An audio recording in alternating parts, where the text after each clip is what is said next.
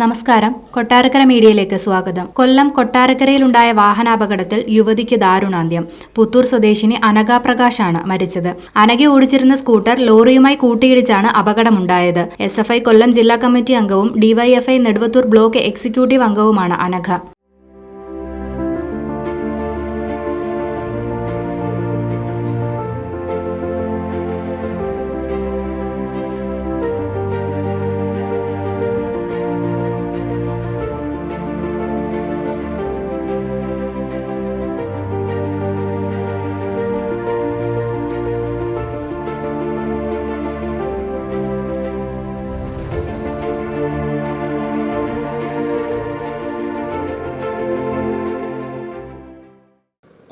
ഇവിടെ നമ്മുടെ പുത്തൂർ ലൈനിൽ നിന്ന് കൊട്ടാരക്കരയ്ക്ക് വരുന്ന പാണ്ടി ലോറി ആയിരുന്നു. അപ്പോൾ ആ ലോറി ഇവിടെ വന്ന് ആ കൊച്ച് പമ്പിലിരുന്ന് എണ്ണയടിച്ച് അവിടെ നിന്ന് ഞാൻ വരുമായിരുന്നു.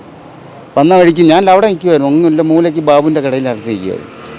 അപ്പോൾ അവിടെ നിന്ന് ഇങ്ങനെ വന്ന വഴിക്ക് ഇവിടെ വന്ന് അല്പം കയറിപ്പോയതാണെന്ന് തോന്നുന്നു. കുഞ്ഞിങ്ങോട്ട് കയറി ശകലം ഇങ്ങോട്ട് കയറിയിട്ടുണ്ടായിരുന്നു. അപ്പോൾ വണ്ടി പാണ്ടി ലോറി അവിടെ നിന്ന് വന്ന് തട്ടി ഇഞ്ഞ് തെറിപ്പിച്ച് ഇങ്ങനെ ഈ സൈഡിലോട്ട് അങ്ങ് തെറിപ്പിച്ച് അങ്ങനെയാണ് സംഭവം ഉണ്ടായത്. സംഭവ സ്ഥലത്ത് വെച്ച് തന്നെ മരണം സംഭവിച്ചായിരുന്നു അതോ?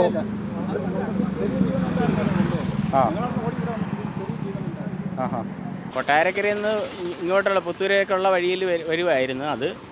എന്നിട്ട് കൊട്ടാരക്കരയിലോട്ട് പോകുന്ന ലോറിയായിരുന്നു. അത് ടാറസ് വണ്ടിയായിരുന്നു.